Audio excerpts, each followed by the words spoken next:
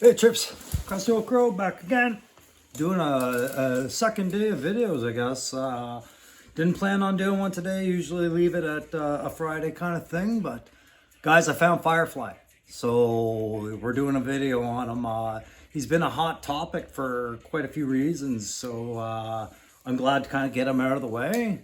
And it also completes my my list of wants for this more recent wave up here in Ottawa. As far as what I intended to get. So for those of you new to the channel, I am the Crusty Old Crow, Ryan, the retired Canadian Armed Forces veteran who decides that that validates him through his experience to have an opinion on army-based toys like G.I. Joe. So I focus on the classified series because that's what I had when I was a kid and I loved it. I would love to tell you it's why I joined the army so I could grow up and be G.I. Joe, but it wasn't really the reason. Well, it wasn't not the reason. Pardon me, guys, if I have my coffee while I do this, but you can see I'm getting ready for the Leafs to have another great regular season, and really excited to watch that start. But let's talk about Firefly for a bit here. So we're talking about number 84 in this line. There you go with the box, the same old box that you're getting with all these other things they declare, plastic free more or less, but you do have the little plastic retainers inside. On the side, the QR code that you go into Hasbro.com and find out about. Then you got your primary combat functions with PCFs, or whatever Cobra calls them when a saboteur like Firefly comes along. I tend to believe him. Whatever he says, he's qualified. And they are repeated in the back there. There's a digital render of everything you're getting. They seem to want to focus on his Cobra emblem on his arm and the detail of his balaclava, the seams and the facial expression. And you're getting a lot with this figure, guys, as you can see from the digital render on the back. You get the figure, you get some night vision goggles, you get a backpack that we'll have a look at. We'll look at all this when I look at the figure. You got the his submachine gun with a silencer, an air-cooled silencer appears when I looked at it. Plus that single 9mm type mag. And then he's got his sidearm. That's a detonator that you'll see in his hands. Great little thing. Easy to lose. And then you got your RC car that is featured on there with the C4. This is his VBIED as I see it. Vehicle-borne improvised explosive device, and then he's got his blackened assassin's knife there, and a couple of what would appear to be charges, like some sort of sticky charge that he sticks on something, a small little demolition charge there. So that's what you get, and that's all represented again on the front over there. And that silencer, of course, is meant to be exchanged, as far as I could tell, between the pistol and the submachine gun. The sidearm, I think, is glorious because it shows him with his NVGs. And you can see that he's got two different types of monocle or lenses on his NVGs there. And it's that upward stoic pose with his sidearm ready. I like that box art. That's going to fit well with the rest of the series in there. So that's all you need to really look at with the outside of the box. Getting into the box, it's the same expectation. You got the number 84 Firefly with the sealed bag of Joe versus Cobra, white baggie for the equipment inside, which I've already opened because I don't really want to do any more unboxings.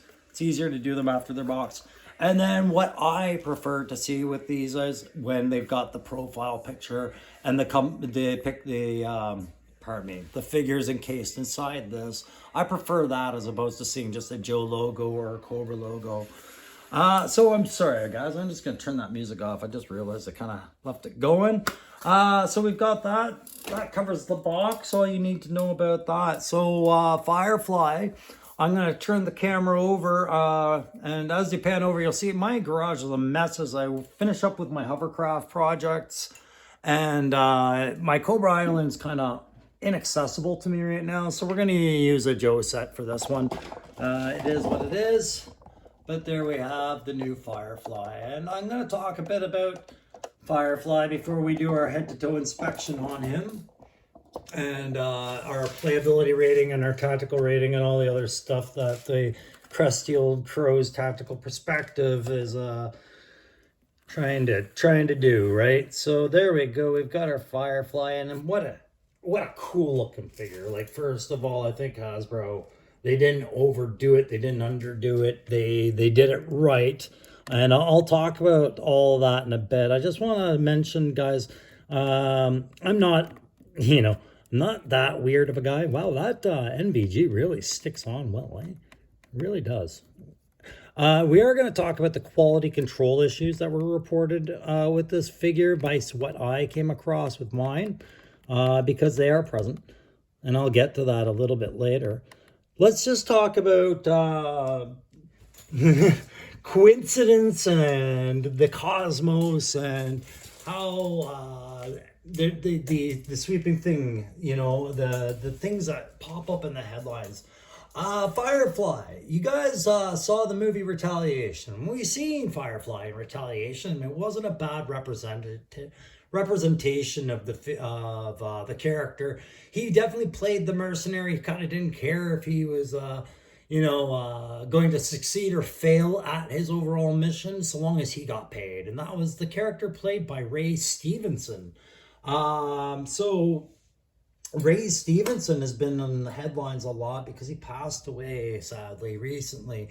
And among our community, the pop culture, and let's call ourselves the nerds, for lack of a better term, but the people who enjoy comic books and Star Wars and Star Trek and all the G.I. Joe and other stuff of that time, Ray Stevenson was kind of a staple in all of that, in that he played Firefly for us in G.I. Joe. He played Bullstag for us in 4. He just played Balin's Skull in Star Wars Ahsoka. He played the Punisher for us in Warzone, right? This guy has played a lot of roles, and if you don't remember who I'm talking about, this is Ray here, right, passed away. And yeah, some of the roles he's played. There he is in 4. There he is as Balin's Skull from Ahsoka now. And so, we lost a guy, and then it's like, now he's got a figure that reminds me of his role in Retaliation, and they did a good job with it. And it just one of those things I like to point out. Useless effing information, right, guys? So the Firefly that we grew up with, this is a great homage to it. I think they did it better than they did with their original attempt with the Viper Island one. If you guys saw the original Hasbro classified release of Firefly, if some of you've got it, I envy you, because I really did want it, but I didn't feel like it was the best representation of Firefly that could have been put together. I felt like this was a far better one in just the uniformity. I think what it was that big honking armored vest of his and the shoulder pad that kind of just ruined the feel for it. Everything else felt a bit right, but those felt very out of place with Firefly. And this feels more like the Firefly I remember as my child collection, like in the collection I had as a kid. And so those of us are old enough to remember collecting these in the 80s, that's what we had. That was the Cobra Saboteur Firefly, back when Swivel Arm Battle Grip was coming out new. And he was interesting. And I don't know about you guys and your Joe collections when you were kids, but the way this guy was loaded out and the way that balaclava was and the weapon and everything like this, I had to be reminded he was a Cobra soldier, because he kind of just he felt so Joe to me in his own way. I maybe it was because he kind of reminded me a little bit of a Snake Eyes in his own appeal, or an anti-Storm Shadow, but he was very much a Cobra guy. So the file card on the back, I'll just go over that as you guys stare at the figure. So it's Cobra, name Firefly. His real name was classified, and they've never, I don't think, ever really attached a name. I don't know if they ever did in the comics or anything like that, or in the cartoon. I doubt it. I don't see why they would. So he's their saboteur, their demolitionist, and the primary military specialty is terror. Yeah, not terrorism, terror. His birthplace is classified, just like his name. No one knows what he his name is or what he looks like. He's known by his work, expert in all nail, Warsack pack explosives and detonators. Always places the charge in the one place that affords maximum damage. There is no question about his infiltration skills, since no one has ever reported seeing him enter or leave any target area.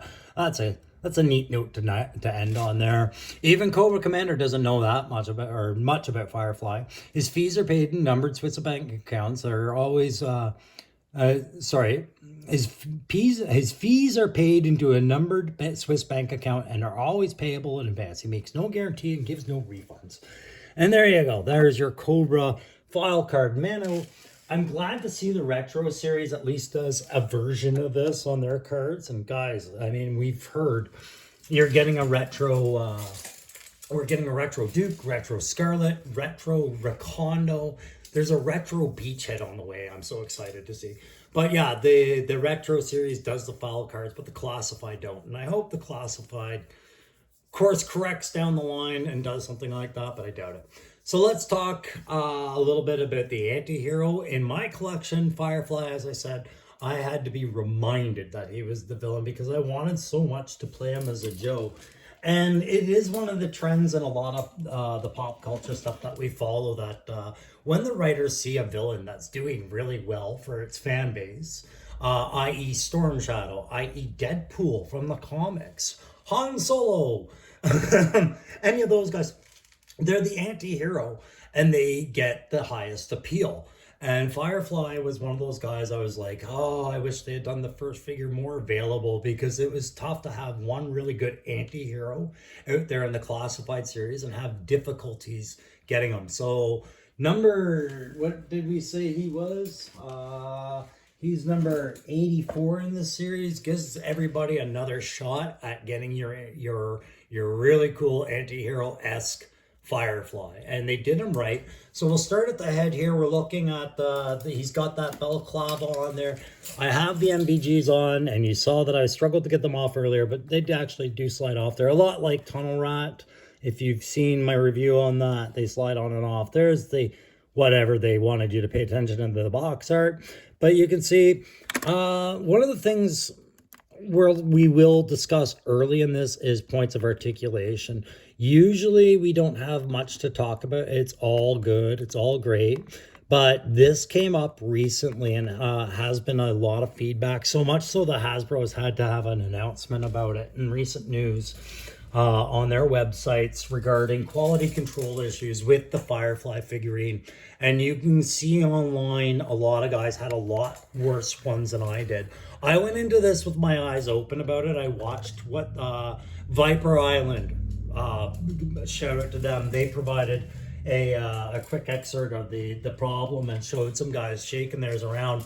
And the quality control issue is that they were saying it's a very loose figure when it comes out of the box. And it is, guys. Mine is a little loose, but not nearly as loose as what I was seeing in some of the videos. My torso does rock a little bit if I want it to, but my knees and elbows were very stiff. I did notice the neck and the upper torso area is loose.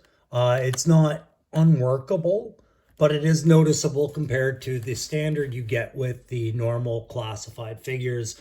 It's all, I don't know what it is, and I don't know if I care too much to make a big stink about it, so long as the figure can stand upright for posability.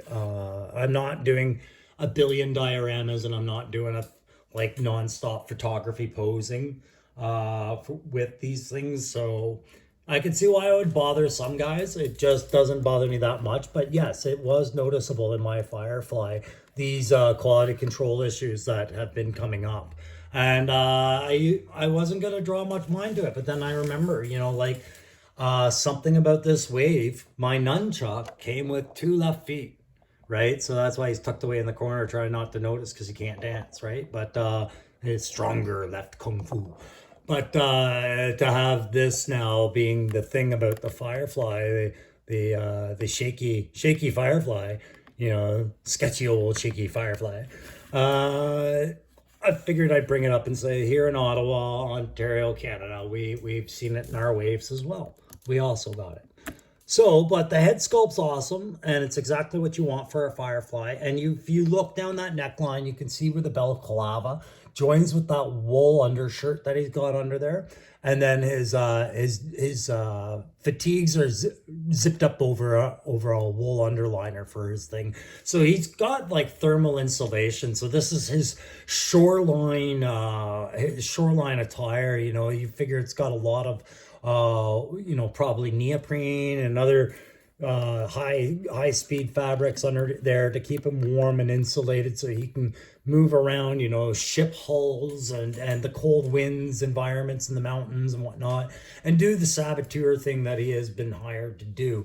He's got those cross straps, and these ones again is another point where Hasbro is listening to where their problems are, and they don't interfere with the backpack pinhole issue at all. And they've used a couple of different colors here to just break away a little bit from the gray. It's an abundance of gray, two-tone gray all over the place. So they want to keep the eye kind of drawn to certain regions on this figure wherever possible, and they succeed, right? You go from his eyes to his grenades to his mag pouches for his gun. And then you're kind of lost over here till you notice some green and some black on the sides.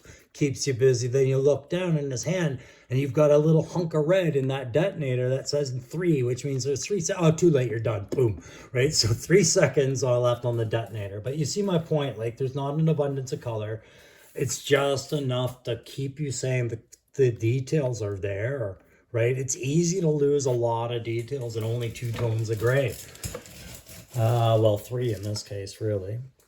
So no other issues with the articulation. I said, like, we've got the arm joints and everything's nice and stiff enough, same as the knees and the ankles and the wrists. Everything's stiff enough. Just that neck and that torso, hip swivels as you would find with any other figure. I'll look at the arms for a second. So there's that Cobra emblem we were talking about, and you can see he's got this gauntlet on there, which will interfere with a bit of the wrist function, I'm sure. I haven't played around with this figure a whole lot. I just wanted to make sure I got that detonator in there. I'm going to zoom in on that detonator, which of course would be for the VBIED I've got strapped to his own back. So I'm sure that 3 seconds has been paused. So I love the outfit. I love the jumpsuit. The belts all have some sort of functionality pouch. And, you've heard me talk about pouches on the other Joe figures and how some of them don't make sense. And just why make that choice over this choice? Firefly is one of those guys where you just don't give a shit about what kind of pouch they did for what, because you figure every single thing he's carrying is just some nasty little piece of tech that, smoke pellets, frap charges, detonators galore, just a bag of tricks, like a Batman utility belt, right? So you expect a variety of pouches, and there are a variety of pouches all over them. Going down those tactical pants, carry on, and then you've got those highlighted armor-plated knee pads. Great, no problems. He blouses his pants into his boots like an ex-soldier, right? Which explains some of that training. I picture, where he got that NATO and Warsaw training is like one of 3 different origins, but they all go down to a special forces retiree like SAS or Spetsnaz or German, whatever theirs is. I can't remember the name of theirs. And then, or, like even U.S. Special Forces, right? Just that atypical movie arc where one goes rogue and became Firefly. I do like the number of grenades that they gave him. Like, they gave him a few fragmentation type grenades, and then they gave him a couple of high end, like, other types of grenades. I imagine these are smoke, but they could be white phosphorus types or other types of command grenades even. Like, they're a bit techy looking. As we move over, you can see this the leg pouch. He's got mags. It looks like little packs of C4 or something on there. When I get my glasses on, whatever they are, they're very detailed. So one does look like, these ones look like they're actual little frap charges, like breaching charges for a door lock or something. And then you got your two mags on the other side. It's kind of cool that they did that with that one. It would have been easy to just give them your standard side pouch that you've given any other character, but in this one they went, no, what else is uniquely Firefly? He's got to have more blow up stuff, right? So you get a better look at the gun there. It is just your standard fictitious submachine gun based on the old Thompson design from World War II. You can take that, it appears to be an air-cooled silencer of some sort on there. It is a very thin post, guys, and it is a very tight hole, so just be careful sliding it in. I noticed I stressed mine just a bit because I didn't have my glasses on and I was actually trying an angle. The mag comes off, as all do Joe weapons, right, for dioramic purposes and holding purposes. Pardon me, whatchamacallit, the detonator there, I haven't found a spot if it's supposed to be stowed anywhere on the figure. Maybe we'll see one together. Maybe if you guys know of one, but I haven't found it yet. I'm wondering if it clips in somewhere, but I don't really see a spot for it. He's got that knife on the wrist gauntlet. Again, more interference on that right wrist this time, but it works with a guy like Firefly. He's got that mini knife again, and I just seen this on another figure recently. Which one was it? Was it Lowlight that had a knife like that, or was it... what, maybe it was Tunnel Rat's knife. So that's a repeat knife in the line. We have seen that. I can't remember whose knife it is. It's not Grunt's. I know that. We just did Grunt. It's not his knife. I feel like that's Lowlight or Tunnel Rat's knife as well. And then he's got his standard 9mm pistol, and you can see that the barrel is extended out to allow you to put that silencer on. Okay. And there you go. That's the accessory. Whoa, there goes the pistol. But don't worry, my old man eyes tracked it to the ground. Looking at that backpack. All right, so with the backpack, like I said, there is no interference to the peg hole. And it's a good molded backpack. It's got that soft tissue or a soft pillowy effect on the inside, like the cushion for comfort, because he's going to be wearing it and climbing around. But it's got that hard mount railed up there so he can carry it. And then it's almost like there should have been an outer shell for it, like Zartan's, but they didn't bother. And good on them for not bothering with it, because I think it looks cool the way they did it. And then you've got all the effects inside. So just having a good look. So you've got some pouches up here that you could either store a couple of extra mags, of pistol ammo in there, or, this could all be bundles of det cord, right? Just pouched up in there. You'd want it to keep it tight as much as can. Det cord you would keep compact in there, because that was the one thing I was looking is, where's a spool of detonation cord for command detonation stuff, like for some of that stuff. It's probably in there. Then he's got his big bomb or whatever this is. I imagine he can leave this behind somewhere. And this is his big detonating bomb with the keypad. And then there's some sort of red reading pulse, almost like a heart rate or a sound monitor or whatever, or continuity monitor. You can see some wiring in there. And then he's got a few extra grenades. These little charges, I'm calling them that, disc charges. These are really cool, but I could see these being incredibly easy to lose. They look like little anti-purse mines that you can leave for you to step on, right? Or you could picture them, slapping them onto the side of an unsuspecting vehicle as it goes by. If only, you wanted to maybe sticky tack one on there, like, oh no, something like that, right? But they are incredibly small. And they do thankfully attach to the backpack. If they didn't attach to the backpack, you would not be seeing mine, because they would either be on the floor of my garage somewhere, or I would have them packed away or not on display. And then we've got the little RC unit, which I love.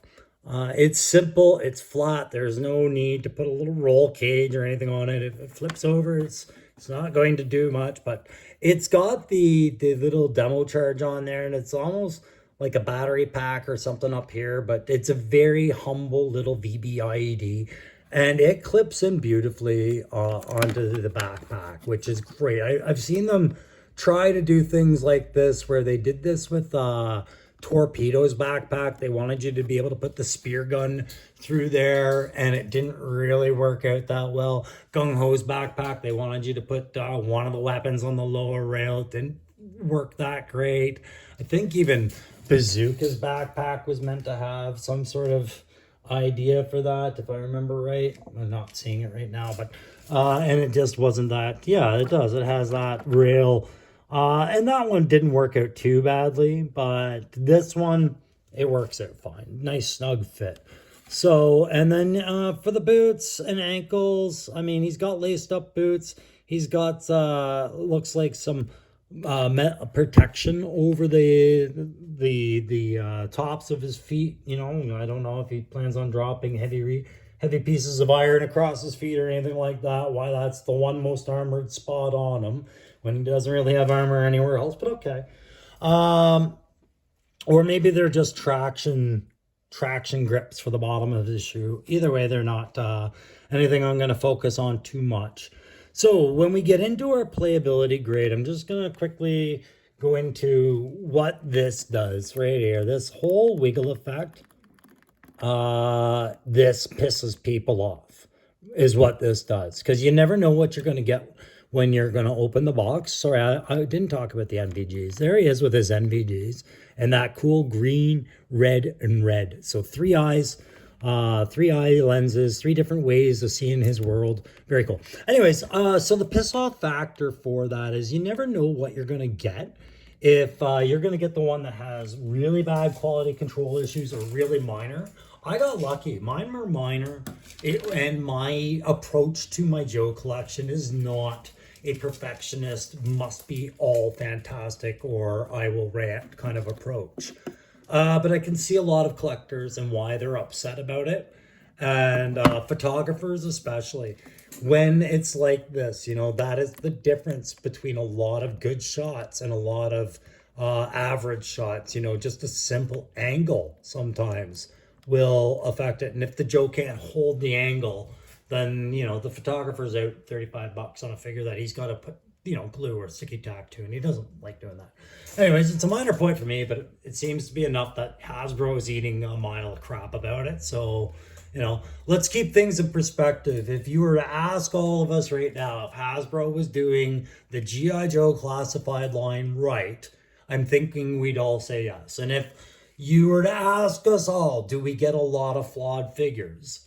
I don't think that answer would be yes. I think we can accept every now and then that there's going to be a foul ball in the air and someone's going to catch it and we're not all going to be happy. It is what it is. Let me know what you think of that in your comments. If you, if the quality control issues are preventing you from buying this Firefly, if you preferred the old Viper Island Firefly from the earlier releases or what, or if anything I said you disagree with or wholeheartedly agree with, or you have your own story connection, you're a veteran, whatever. If you like this video, subscribe. Like I said, you can make comments, you can like the video, and you can subscribe. You can do any of those 3 things, and all of them would be appreciated, guys. I'm going to keep making these as the series goes on, but with this, I am just waiting now to pick up the odd back figure that I haven't picked up.